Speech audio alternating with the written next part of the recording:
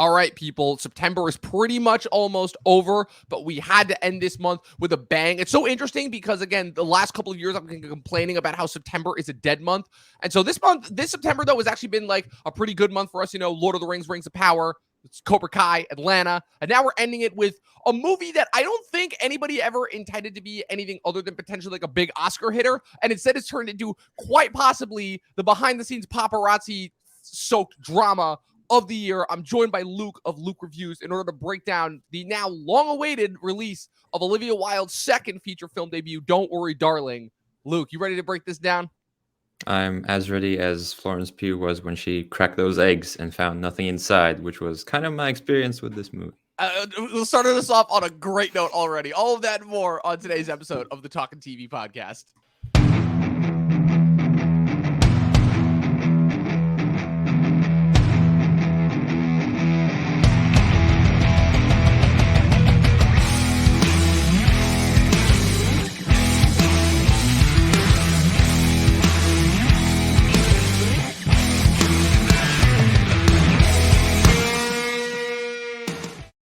Luke of Luke Reviews is here to join me once again to cover Olivia Wilde's Don't Worry, Darling. Before we get started, Luke, how you been, man? It's been a minute since I've had you on. What have you been up to in your life over in Latvia? Uni has started again, so I'm 3 weeks in now. That's going good so far. Classes are more interesting this year, I would say. My second year of 3, but then 2 years of masters. Movie watching, I've been doing that. Otherwise, yeah, pretty good. Nice. So what other ones have you been watching lately? I know I see your letterbox all the time, and it's always very, very entertaining, your comments on it. I've been trying to catch up on some 2020s releases that I've missed, trying to clear those up. I made a spooky watch list for October, and I couldn't help myself but made a Christmas watch list as well, as one often does. On the TV side, I just stopped watching She-Hulk. Not even because I don't blame you. I don't. Not even because I chose to. I just don't feel like going back to it. Rings of Power. I never went back after the first 2 episodes.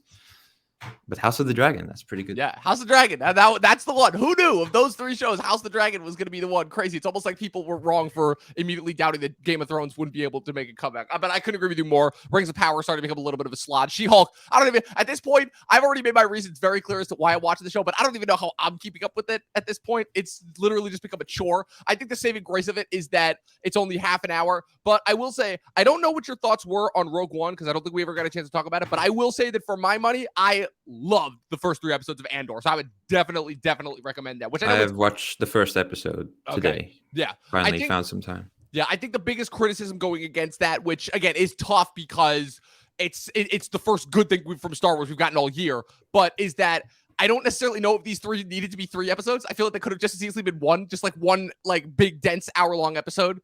But it's still great. It's still awesome. It brings back everything that I thought about Rogue One and everything that Tony Gilroy brought to that movie that made it so awesome. I love how, just a quick side tangent, I love how when it comes to Rogue One, where everybody is now like crediting Tony Gilroy for the success of that movie, when he wasn't actually credited as the director. It was originally Gareth Edwards from the first Godzilla, and then they fired him off that movie, but that one they were able to keep like more contained in the whole, Solo debacle with Lord and Miller. But yeah, we're not here to talk about Star Wars, If you get hired as a Star Wars director, you will get fired. You will get fired. It's pretty much just like a dead set. I mean, look, they've literally just, I was listening to a podcast the other day about how they were like, somebody like the umpteenth person was complaining about how poorly managed Lucasfilm has been since obviously Kathleen Kennedy took it over. And I think the funniest thing that he said it's like, yeah, pretty much all their movies have been like put on stalemate. They're like, they made this big show and announced Patty Jenkins as the director of Rogue One.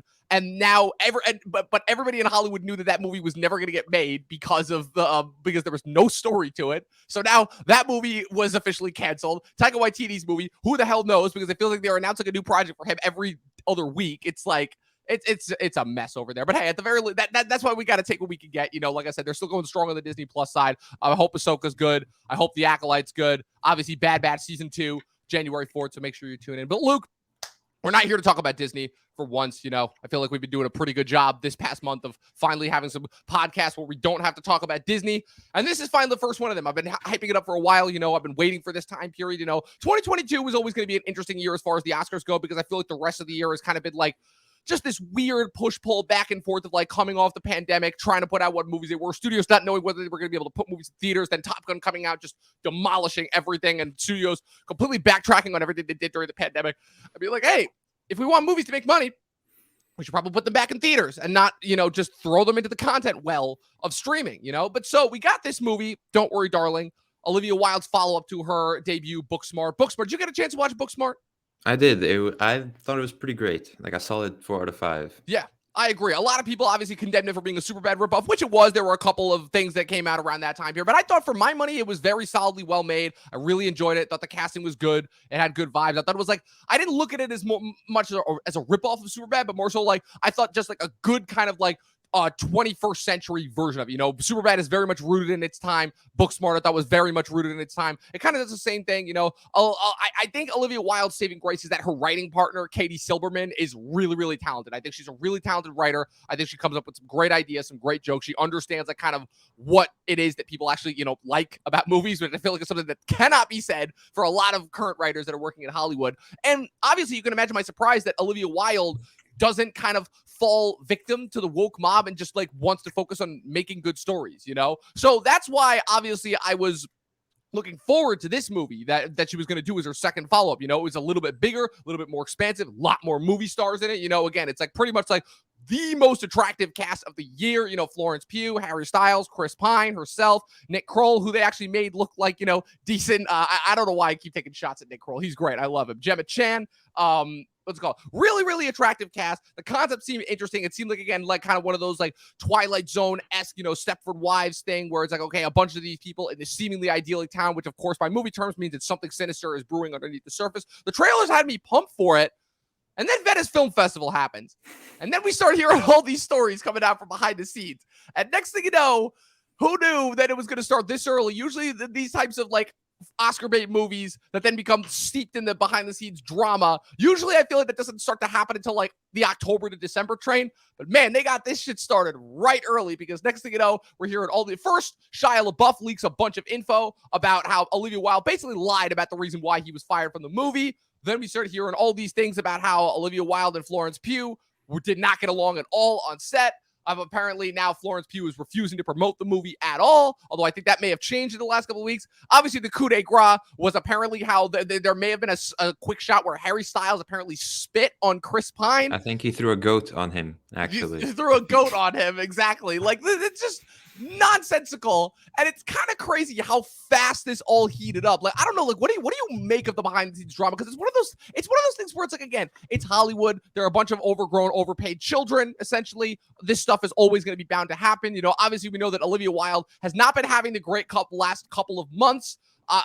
Just because of the way in which, kind of the divorce papers were served to her from Jason Sudeikis. I feel like that's kind of where this all started from, if I'm realizing it. And I don't want to turn this into like a Hollywood gossip podcast because that's not what this is. But like, I don't know. Is this one of those things where is the stuff really like that crazy? Or is it just another one of those instances where the media is just blowing everything up and hyperbolizing something that really, I mean, shouldn't have happened. But again, like this stuff happens on every single set, and there are stories that become much more vocal and stories that don't become as vocal. So I don't know. Like, what's your take on all this?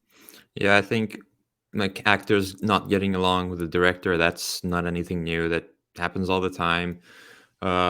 Maybe it's just because of the people involved, and like Harry Styles, he's like the biggest name at the moment, probably. Like you see all these concerts, there's people everywhere. He was like dating Olivia Wilde at the time, or something. And then, like you said, the custody papers thing, and then the leaks, and as much as Twitter has taken over the zeitgeist, should I say, and how conversation goes on there, I think people just sometimes get a little too much into it. I'm not one for drama, but I'm in this movie cloud, right? You just pick up on everything. Kind of impossible to avoid it in our space. I mean, my whole no Ezra Miller though. No Ezra Miller though. For what? It's taking the spotlight off him for a little bit. Although I don't know. I was seeing a couple things the other day where it's like, Ezra Miller was basically like holding like cult ritual. I'm like, okay, like this needs to stop. Like, why is the Flash still happening? But yeah, I'm like.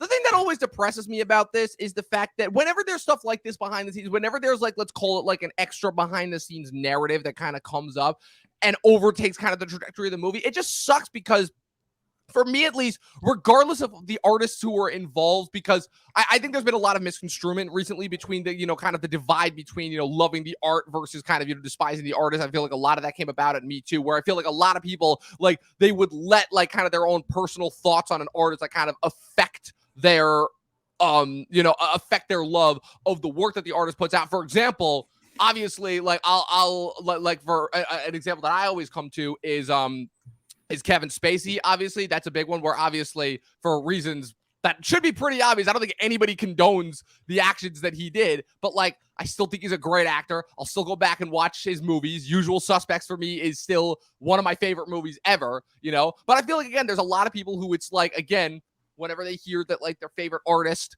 that there's something that goes on there that shows that inevitably the artist is not going to be the person that they liked originally. It almost like it adversely like causes them to not like their art, like my whole thing is, it's like, yeah, David O. Russell obviously has been on a negative train, and I know that it's causing a lot of people to like already go in with these negative, what's it called? Already just like ready to write off his new movie that's coming out, Amsterdam. And my whole thing is, it's like, until the artist's work starts to not hold up, that's when I'm out on the artist. But like, as long as they're still putting out quality work, I really don't care about their personal stuff. Obviously, if they've done some heinous shit, I'm not going to condone it. And I'm hoping that, the powers that be will dictate that justice is served. But like, I'm not going to let something that somebody did in real life affect how I view their art. I'm just not. And the thing that always depresses me with these types of media narratives is that it always inevitably ends up overtaking what it is that the movie set out to do. And that sucks, because I think that the art should be championed above all else, above all else. Like, forget all the nutso behind the scenes drama. Just watch the movie or TV show, watch what it is that it's trying to accomplish, and separate it from everything else, And it just sucks because obviously people are incapable. Most people outside of our circles are incapable of doing that. Even some people in our circles are incapable of doing that. And I don't know, like, that's just something that I just wanted to get out of the way, because the biggest thing that I've seen from a lot of people's reviews, and including some of our peers, is that it felt like people, because of all the behind the scenes drama, I mean, obviously, yeah, people try to go in with as open a mind as possible, but this stuff is gonna have an effect, regardless of what our thoughts are. So I feel like some people were going into this already ready to write it off and be like, oh, this is already a failure.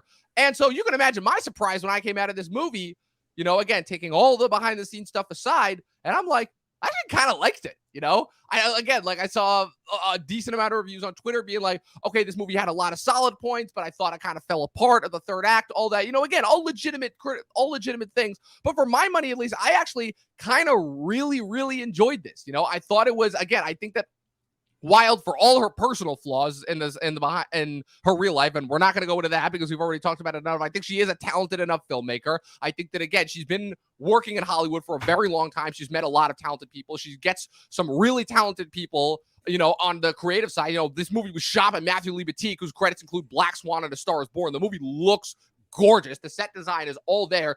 I think she's got a great writing partner with Katie Silberman. I don't know exactly how that breaks down as far as who actually contributes who, but I think Katie Silberman is a great writer and takes some great script. I think the biggest thing she has going against her is the fact that her ideas can be a little bit derivative. I feel like she hasn't had a movie yet that's completely original, because obviously we know about Booksmart, and now this movie is kind of, again, it's not entirely original. It has been like kind of rooted in some other things, but for the most part, I think it's incredibly relevant to today. I think it actually is trying to make some statements on on some things that we'll get into, obviously, once we actually start to break down the movie, and we'll have a spoiler section as well. But for right now, just keeping it as spoiler free as possible, Luke. All the drama aside, what did you actually think of the movie itself? Well, as the kids would say, it's a bit mid. But yeah, I didn't really like it. I didn't think it was bad. I think a 35 on Rotten Tomatoes is a bit harsh. But it was just very much in the middle. I think there were some glimpses of good ideas, but maybe it was never really strung together perfectly. I left with more questions than I had before. Maybe they're questions that shouldn't be answered, but that's more of a me thing. We'll get that into spoilers. I thought, on the whole, yeah, it's a good idea, but maybe something was missing. Yeah, definitely. Probably more so around the third act, if I had to guess, right? I don't think the third act did it as bad for me as it did for most people. It was more the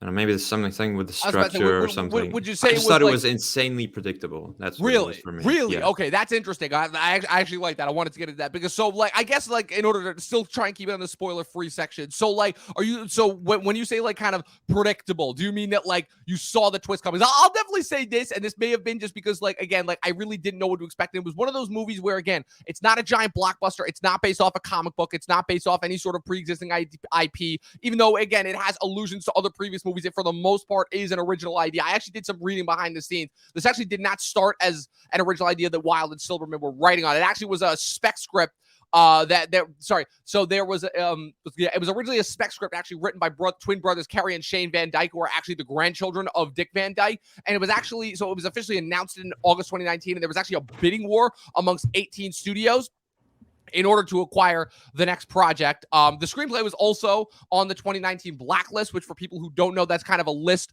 of scripts that are kind of, I don't even know what the term is, that are like not looked favorably upon in Hollywood until somebody gets the rights to them. And so, usually an individual artist that really wants to work on it.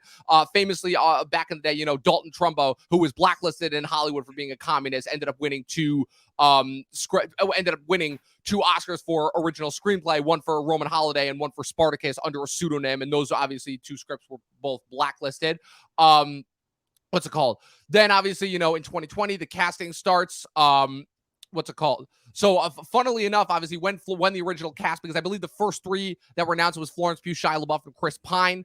They were the first three to be announced. Wilde was actually originally set to play the lead part for Pugh, and Pugh was set to play Wilde's, but they ended up swapping because Wilde wanted a younger couple. And then obviously in September of 2020, that's when Shia's dropped and Harry Styles is brought in. Presumably at the time, the excuse is that it was for, Shia's behind the scenes behavior and, some of his more erratic behavior. And recently Shia obviously put out the leak that said, yeah, that was not true at all. Olivia dropped me. There was kind of like no rhyme or reason or explanation, but he could pretty much assume that she wanted Harry Styles, who I believe that was around when they were dating. They wanted in at the time. And, what's it called? And so, yeah, but I find it interesting that you found it predictable because again, for my money, at least, it was one of those situations where I was trying to think of like, okay, what are all these like, is this, I guess I was just so rooted on it, the idea of it being like a kind of like an isolated setting that when the twist actually happened and revealed what it actually was, I was at the very least surprised because I just thought it was going to be this one thing and it ended up being the complete opposite. I don't know. So like, but you're saying you saw like the idea that, this is not real, for lack of better words. You saw that coming. Oh, I saw that when I watched the trailer. Really? See, I didn't. Yeah. Which is so weird because I'm usually the type of person I can pick up immediately when the trailer's like code week ago. That's really interesting. I don't know, like any clues, hints, any of that. I'm actually really fascinated by this. No, because it's just like the Truman Show, essentially. As like Truman Show must be a huge inspiration for this. Right. And I just thought, this is a bit spoilery, but I don't know. Well, yeah, well, we're right on the cusp of spoilers, so we're getting that. But I guess what I mean when you say, Truman Show. So like the thing about it is that the Truman Show is still kind of rooted in reality, for lack of a better word, if that makes any sense. I'm trying to be as vague as possible because I want to build to this twist. This isn't just one of those things where it's like I didn't care about the movie, so I just will immediately spoil it. This is one that actually fascinated me, so I'm trying to build to the twist because, like, because the whole thing about the Truman Show is that even though Jim Carrey realizes that his entire life has been fabricated, he's essentially living in a reality show. Like, it's still a show, it's still real. Like, there's cameras behind the scenes and all that. So I thought it was going to be something like that, where it's still set in the real world. Yeah, let's say I predicted like 60% of what the twist was. I didn't predict the exact thing that it was. Okay, got it. Yeah, because it's funny that you mentioned the Truman Show, and I'm going to use this as our segment to get into spoilers as well. So for anybody who doesn't want to be spoiled by this, I would say to tune out now. But I would definitely say that, so you say Truman Show, I would definitely say much more so Matrix, but with like an extra twist, where Matrix obviously is all about kind of like, fate of humanity, the idea of, greater existentialism, finding our place in the universe. And to some extent, the same can be said true there. I did actually think of Matrix in the movie. Like, yeah. I don't remember which moment it was, but maybe I know which moment it was for me. when Florence Pugh was maybe having like a vision, I was like, oh, Right. she's starting to believe. Right. Well, I guess the difference too is that in the Matrix, I forget what exact time, but like Keanu first actually like comes out of the Matrix. I'm not talking about the scene where Morpheus first like introduces the idea to him. I'm talking about the scene where he actually comes out. I believe is like around like the halfway point of the movie, or like possibly the end of the first act, basically. And up until that point, obviously, again, there's hints, there's figures that are appearing, the White Rabbit, all that, but like there's nothing physically actually happening in the world in order to make him distort and make him believe that he's not living in, reality, for lack of a better word, or wherever that may end up being. But this movie obviously takes a lot of, different turns, different strokes with that, where it obviously shows, again, the section where obviously once the inciting incident happens with the Kiki Layne character, obviously, then she starts to awaken. She starts to have the visions, the glass pressing in on her, all of that.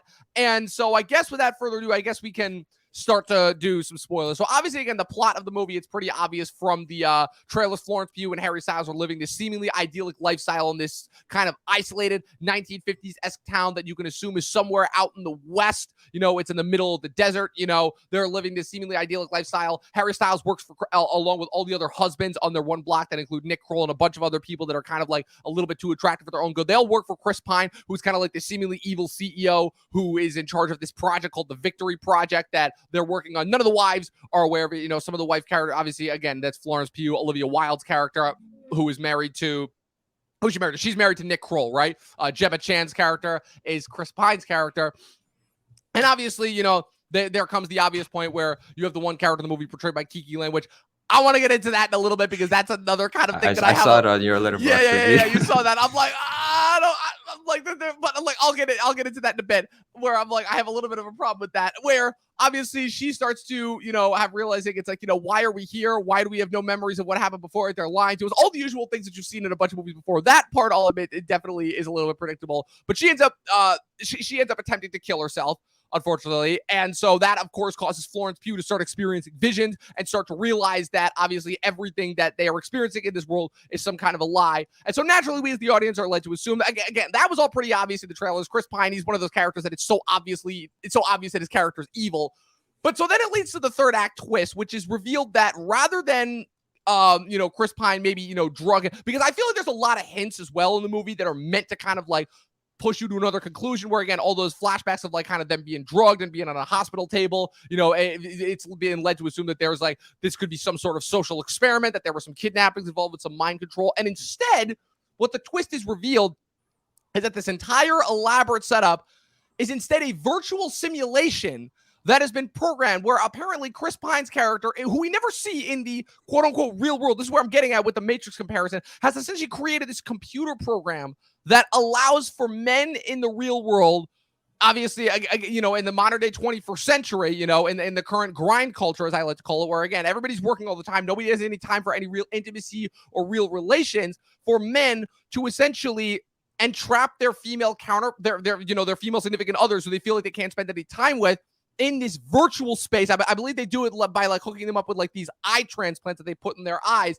and essentially live in this virtual space where all the women's minds are completely wiped as far as, any semblance of other than them just kind of being dutiful housewives, while the husbands just go off and have to exit the virtual reality program for a certain amount of time, all while keeping like their significant others trapped in this virtual space, essentially kind of like, again, flashing back to kind of like the imprisonment feeling, I guess, that housewives felt, essentially, is what they're going for. So like I said, it's an interesting idea and an interesting concept for sure.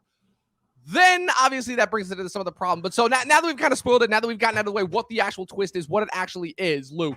So first off, what did you actually think of the twist and the kind of the concept and the idea in and of itself in general? And then we can probably like start to break down some of the problems. Because like I said, I think it's a neat twist. It's an interesting twist. I think it's an interesting concept. I think it provides some interesting commentary on kind of like, some of the problems that came with like how relationships were obviously in a time period that's starting to feel like it's so far away that it's starting to feel antiquated, versus kind of what relationships are and what they consist of today. That's very much a present day, but also kind of the problems that exist on both sides. I don't know. What's your thoughts on that? So the twist, yeah, I think actually how it's explained that they are in the Victory Project, I think that was a little creative. I thought, okay, they're just been brainwashed or something and transported to this place. So the Ready Player One thing, I did not quite see that coming. So I was surprised by that. People say that the twist ruins it. I disagree with that. I disagree with that. I very much disagree with that take. I think maybe if they had, I don't know, spent a little more time with that, maybe I'd be more positive on it. It felt a little abrupt, and then maybe it was a little rushed towards the end, but I didn't hate it. But what you bring up about the relationship thing and how it explores that, I think that if they had done that a little more, I didn't feel like they did that too much. It was a lot of just Florence Pugh kind of walking around being trippy and stuff. I don't know how else to say it.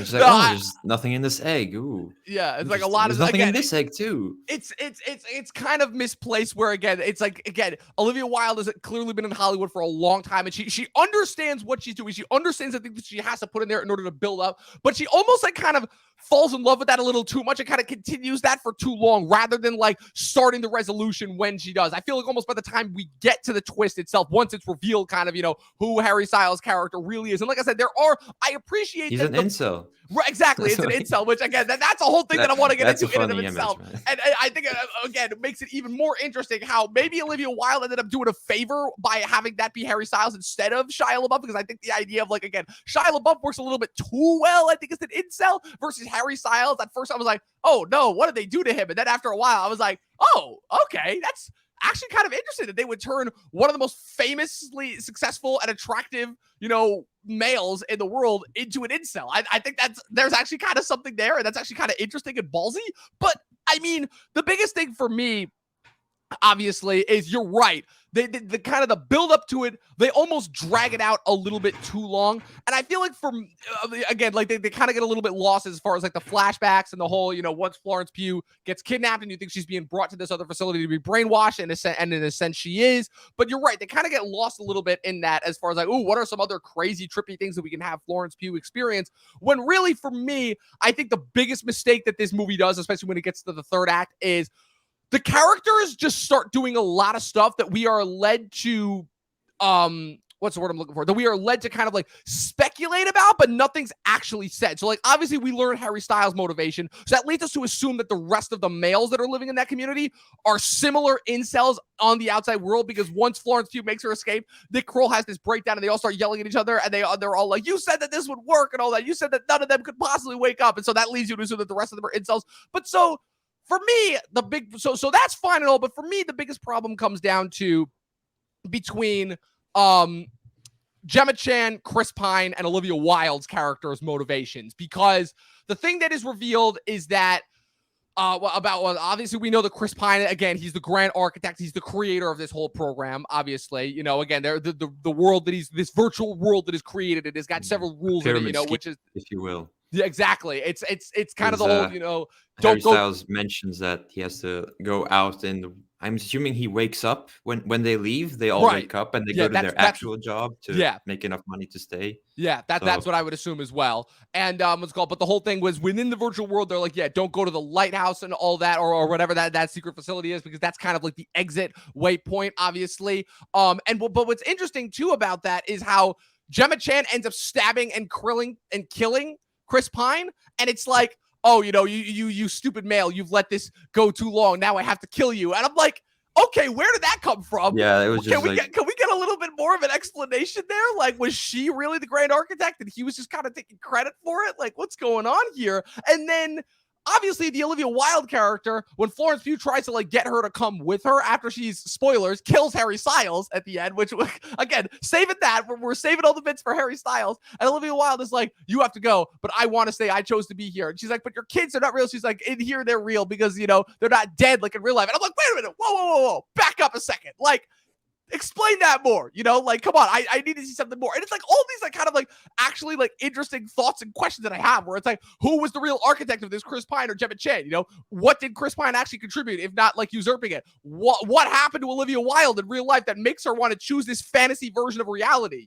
Because but what's interesting is she's married to Nick Kroll, and Nick Kroll makes it seem like, again, he's another like one of these incels that kind of has chosen this path because he knows that the real world, he's never going to feel any intimacy like that. But then Olivia Wilde has this motivation of where it's like, no, I want to stay here because my kids are here. And like, apparently like that leads us to assume that their kids died in some vicious accident. Like they're raising up all these crazy, interesting points. And I'm like, why wasn't this hinted at earlier? Why wasn't this set up more? And why wasn't this fulfilled more? Because I'm like, these are all really interesting points. It's like, these are not things that just randomly drop in the third act, you know?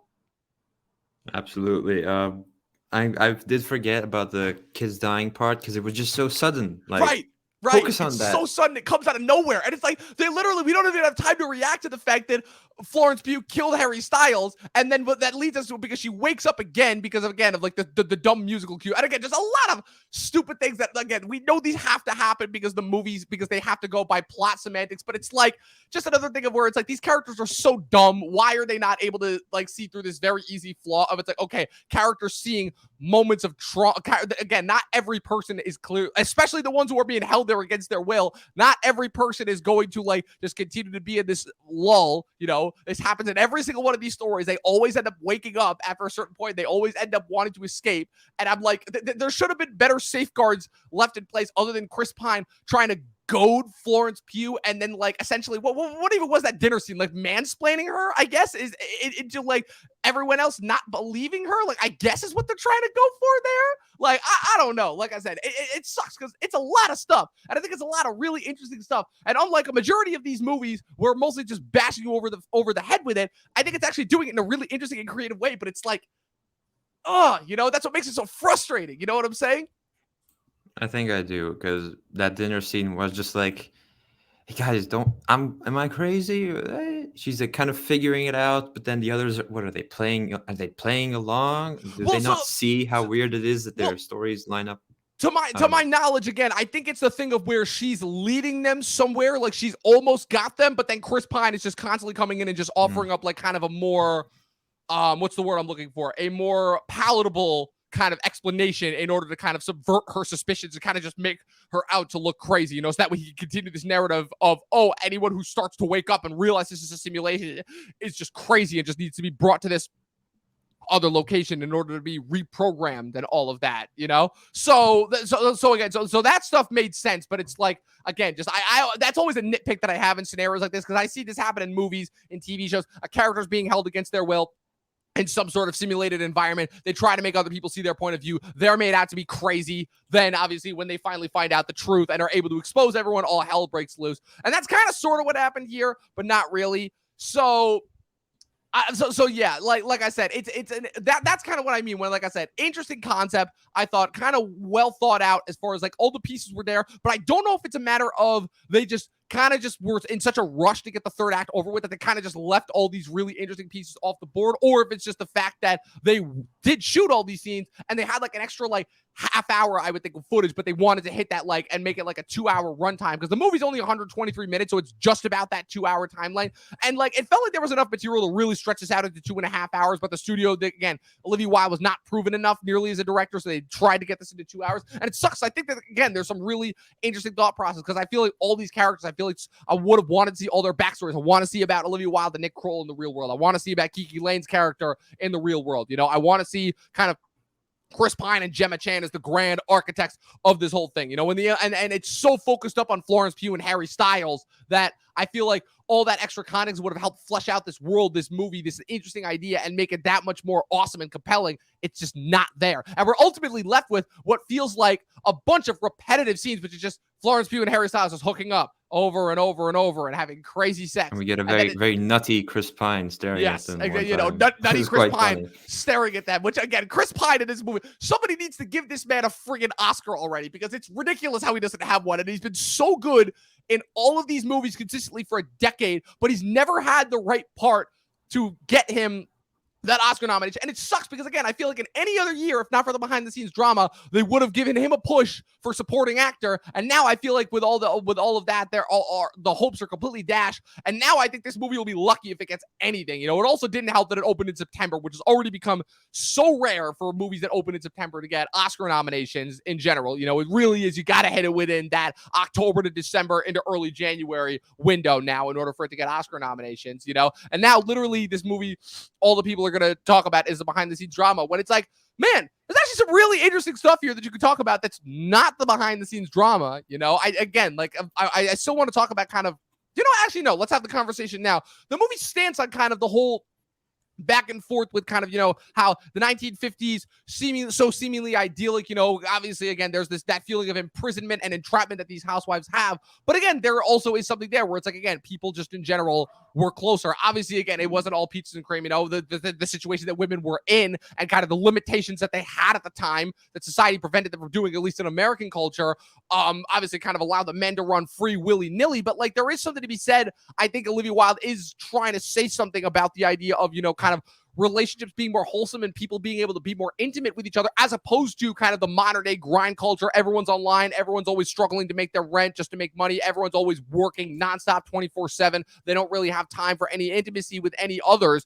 And that kind of does lead into the whole Harry Styles conversation of it all. But I think that's kind of an interesting idea and an interesting commentary. And I think there is something to this whole Black Mirror idea of the only way to be intimate with someone is to trap them in this simulation and essentially brainwash them, Obviously, that's a shitty, very amoralistic idea or immoralistic idea. But like, there's something kind of like, I think provocative that they're trying to go for it there, like, I don't know, like what's your take on that? Because that was the thing that fascinated me the most.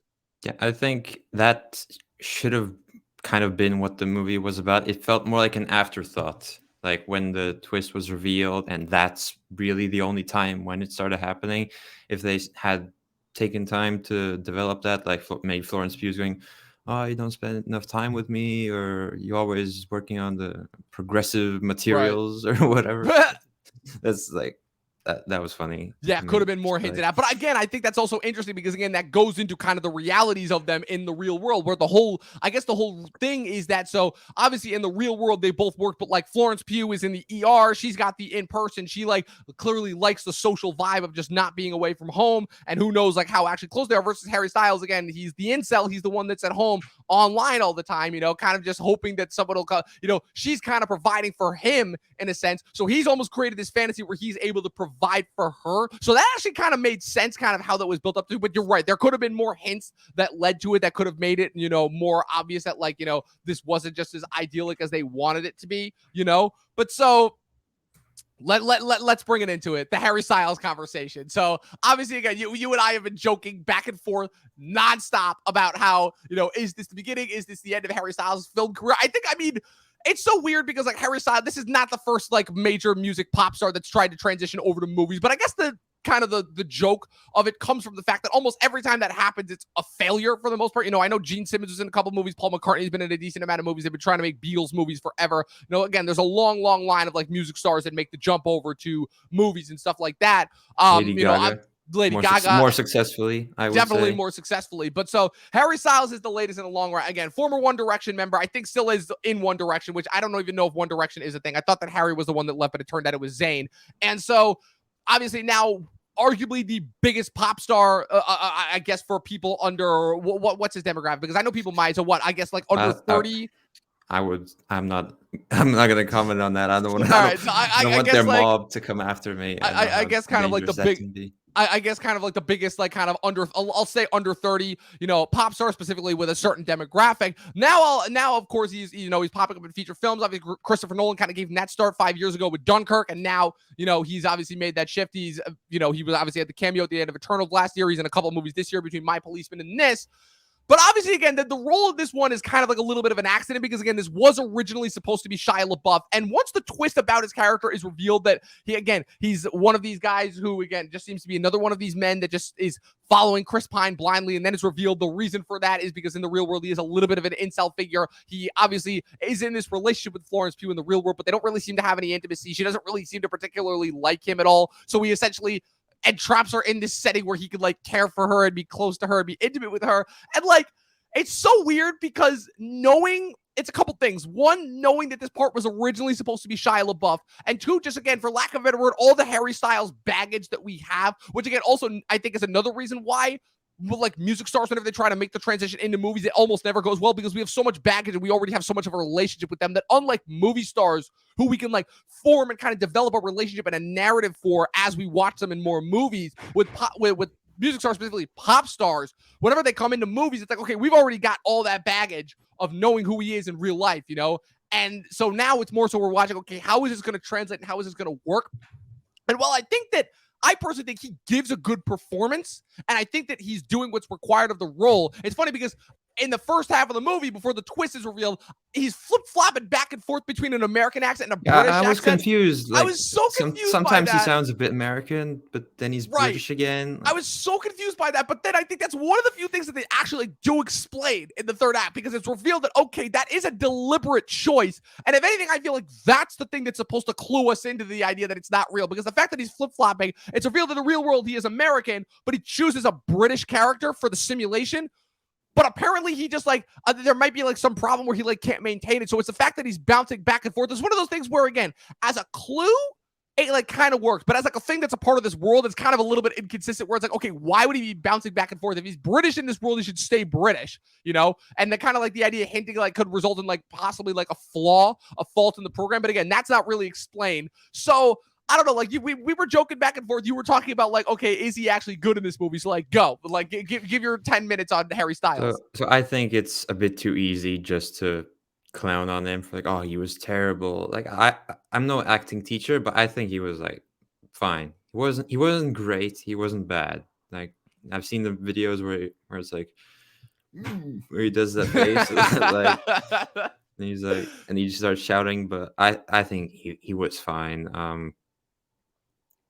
Yeah, it's just too easy to dunk on him for being terrible because he's like the popular guy, and so I think he was okay. But especially when you're standing next to Florence Pugh, who is this like almost the most in-demand actress at the moment. It feels like she's just popping up everywhere, and she's running laps around everyone else. It is a stark contrast, but I think maybe he works on his acting a little bit. Maybe he can pop up here and there. Not quite an Oscar nominee, but maybe like a side gig. Well, I guess what's interesting about it is the fact that, so obviously everybody makes such a big deal about him and about him being in Dunkirk, obviously. But for me, he was good in that. Well, so we'll get to that. But what's surprising to me about that is, again, he's this gigantic, huge pop star, one of the biggest on the planet. And Nolan not only does not cast him as the lead character. I mean, I know Dunkirk technically doesn't have any leads. It's more of an ensemble piece. But, like, I feel like Fionn Whitehead, he is the lead of that entire, like, little section of troops that are, like, as they're trying to escape from the beach. And Harry Styles not only is just a supporting character, but also kind of just, like, a character that he has, like, 3 lines in the whole movie. He really is just another part of the ensemble.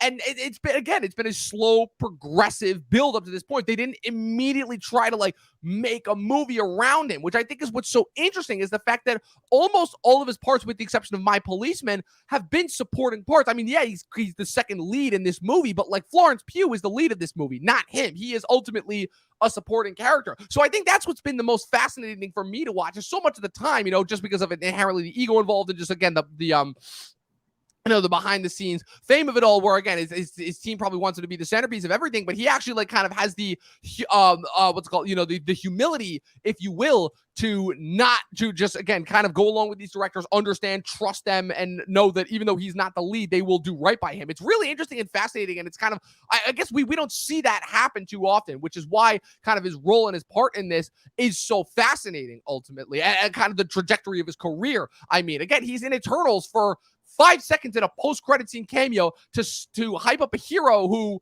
again, we can assume we probably won't see again for another like 2 years at least. Like, who knows when the hell Star Fox is going to pop up again. So that's, I feel like, is what's kind of interesting. And then in this movie, I think he is trying, regardless of what people think of his performance. He's definitely trying. He's giving, I think, like an interesting point. Obviously, again, they know he's a massively talented like singer, songwriter, dancer. So obviously they got to have him show off a little bit there. But like, again, he's doing the part. He's going through the motions. I think some of his moments, I think the parts where he kind of flounders a bit and needs a little bit more work are the scenes where he has to be like confrontational, where he's arguing back and forth with Florence Pugh. I think those are the scenes where, again, somebody else in the part, I think, would have made those a little bit more intense. But I think for my money, it works, especially because, again, it's so hard to talk about Shia LaBeouf just in general because of, again, all the problematic things. How it feels like, again, 1 minute he's on top of the world. It felt like he was really slated for a huge comeback in 2019.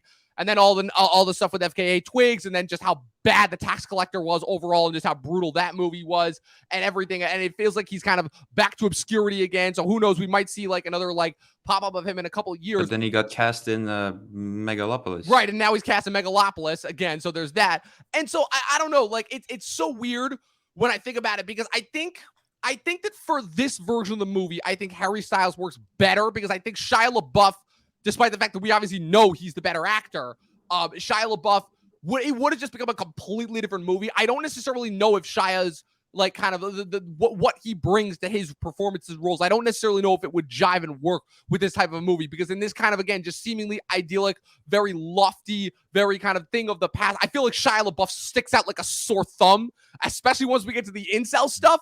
That's the part where it's like, okay, I really don't see Shia, kind of agreeing to this, because I have a feeling this is some stuff that he's been trying to dodge in his real life, So I can't necessarily see him working if you throw our favorite protagonist, Sam Witwicky, in there.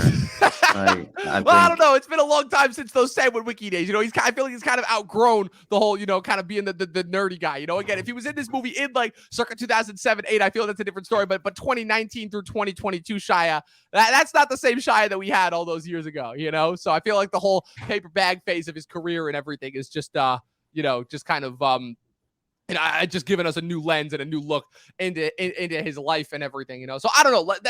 That's kind of where I come to as far as the Harry of it all, which is that I think that Harry is Harry works, but he could be a little bit better. I don't think he's nearly as bad as everybody makes him out to be. Again, it's always so difficult to talk about a part like this, because again, he has all that baggage from the real world going on. And that's, I feel like, kind of another thing that distracts from some of the other performances in the movie, because I feel like with the exception of him, everybody else, and Kiki Layne, obviously, which I'm saving that. I have a little bit that I want to talk about with that, and it's going to be really, really, really controversial. So I hope that nobody comes after me. But the biggest thing that I have is that like everybody else in the movie is great. Florence Pugh's great. Olivia Wilde's great. Chris Pine is awesome because he's awesome at everything. Nick Kroll's great for his he's got a much smaller part. Gemma Chan. Wish that we got more with her character, but I think she still gives a good performance. I think she's way better than she was as just boring Cersei and Eternals and all that. Did you have a favorite performance per se? I'm assuming Chris Pine obviously is up there, and obviously Florence Pugh. Yeah, Chris Pine was a bit. I use this word nutty. He was hamming it up for sure. He was hamming it up for sure, but it was one of those things John Hamm. A little bit, but I don't know. He's just he is chewing as I have said this many, many times in podcasts of the past, he is chewing on the scenery like it is a piece of meat. And I love every single time. I love when actors do that. It's like some of my favorite acting that I've ever seen, where they are just owning every single scene that they're on. And he just understands the type of character that he is playing. And he is just having so much fun with it. And, what's it called? Yeah. And obviously, like you said, Florence Pugh's great. She's in everything now. She's one of the most in-demand actresses. I feel like surprising enough, like some of the, she felt a little bit out of place in Black Widow, but everything else I think she's been in, she's been doing all the right things. I still think that probably my favorite performance from her is in that movie that Stephen Merchant directed at the beginning of, what's it called? At the beginning of 2019, Fighting with My Family. That was very good. Yeah, I really, really enjoyed that movie. So let's talk about it. The last thing I want to talk about before we give our star ratings and get out of here, the Kiki Layne character. So obviously, as we know, and I hate to bring this up because, again, I'm always the guy that's, again, fighting against this stuff in movies, but this is a problem that we used to see all the time in movies of old. And I'm kind of baffled that they brought this up. And I don't know how many other people are going to be commenting on this and talking about it. But so Kiki Layne's character, Kiki Layne is famously an actress that I have not been a fan of up until this point. I thought she was the worst part about If Beale Street Could Talk. I hated the entire movie, The Old Guard, which I thought that I'm still confused as to why people like that movie. I don't understand why. It's getting a sequel, though. It is getting a sequel because it's Netflix. But yeah, I was not a fan of that movie at all. And I thought she was poorly utilized in that. And then as one of Eddie Murphy's daughters in Coming to America, I'm like, it's fine, but she's barely got anything to do in that. And there was something else that she was in recently that I thought she was just absolutely awful in. I gotta look it up. What's it called? Beale Street, Old Guard, Captive State, Coming to America. No, that's it. Yeah. And so the thing about her in this movie is that she is obviously, again, meant to be the instigating incident. It is her actions, her understanding that the world that they are in is not real and that they are being captive. She is the character who's, again, attempt to escape, which, again, in this movie is a suicide attempt, I should say, that Florence Pugh's character witnesses, which then leads to her kind of awakening, for lack of a better word. And we never see her again after this movie. But I can't believe I realized this, but I realized this after the fact. So obviously we know that there's Gemma Chan in the movie, but the fact that Kiki Layne and her husband are the only two black characters in the entire movie. And they're the ones. And they're the only ones that realize that something is out of place and something is up in this entirely white community. I had the same thought. And it takes her committing like suicidal harm to the point where, again, and it's not even a thing of where, like, you know, like a hanging or anything crazy like that. She cuts her own throat. It is a very, very overdramatic and showy thing. And that leads to, again, her, like, I'm almost kind of baffled where it's like, did they not realize what was happening here as they were writing this? Like, and again, this shit used to happen in movies all the time where it's like, and it's kind of crazy that I'm like, I, as a white person, am realizing this, but I'm like, what? Like, I don't know. Like, I'm still kind of baffled that this is in the movie and that nobody is talking about this, but I don't know. Like, you said, actually, no, there was Norm from WandaVision too. He was there. Oh, you're right. You're right. Oh, wait, that was Norm? Yeah. But I was like, hey, it's the guy from WandaVision. Wait, wasn't that her husband though?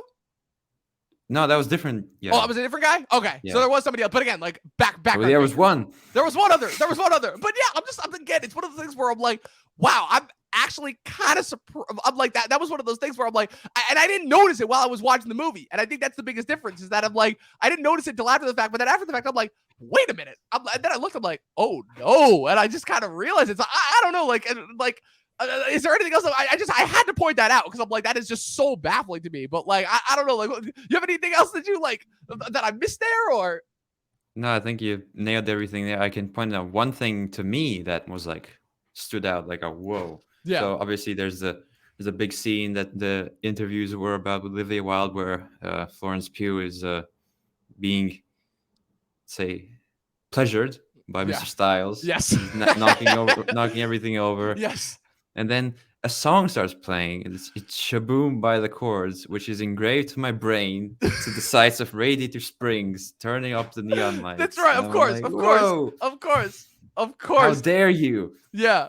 It's of course. That song. It's been in many, many other movies. But yeah, I couldn't agree with that more. Just two things that I noticed and I'm like, whoa, okay, that was the thing. Also, do you know what quick aside, but like I just realized because again, we were talking about recent things where the term Latvia was dropped. You know, I really recently just realized and put two and two together that the first time I ever heard Latvia and realized what that was as a country was in the movie Holes, which ironically enough starred Shia LaBeouf in his feature film debut. I just read that was the first time I ever remember hearing Latvia in a movie or something of that caliber. So I just wanted to point that out because I thought that was kind of I think that was Brooklyn Nine-Nine for me. Brooklyn Nine-Nine? Like an American thing.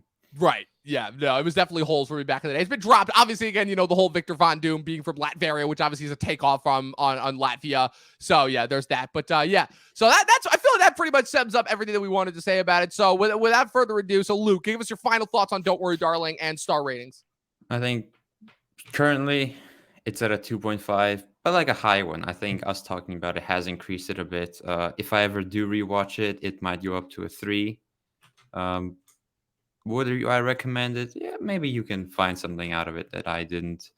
But yeah, either way, I look forward to what Olivia Wilde has next. I'm sure she's gonna get another movie. Oh yeah, for sure. Like she's an up-and-coming director. Yes, I'm excited to see more. Like Booksmart was great. This had great moments, great potential.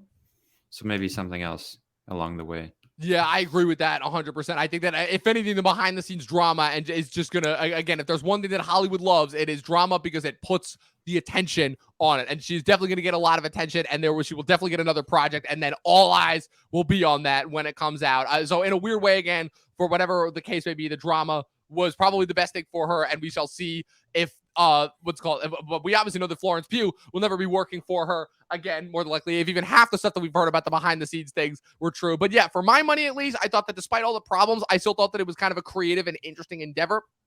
I liked the directions that it went. I think that some of the characters needed to be fleshed out more. Certainly a few problems in the story that needed to be developed more. But for my money at least, again, it's right on that weird spot between like a 3.5 and a 4, where it's got a lot of great things to make it a 4, but it's got enough flaws to bring it down to a 3.5. Which again, when I get a movie like that, I always go with how much I enjoyed it, and that because of how much I enjoyed it, I'm pushing it just that little bit extra of the way up to a 4 out of 5. This is me with Bullet Train with a 4.5 and a 4.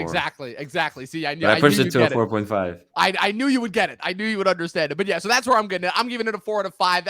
I wouldn't be surprised if that's the highest rating that anybody gives this movie. I'll be interested to see, again, kind of the trajectory of how this tracks throughout the rest of the year between box office and overall kind of, critical reception and discussion overall. I'll be interested to see if this just kind of fades from the public limelight, or if this manages to gain momentum to at least get Florence Pugh another Oscar nomination, which I think that could still happen at the very least, because I think she's good enough, and I think that, again, she's in such high demand right now that despite the movie's drama, I think she could get away with an Oscar nomination without it negatively affecting her. But that was our review of Don't Worry, Darling. By the time you see us next, it'll be October. We'll be in spooky season.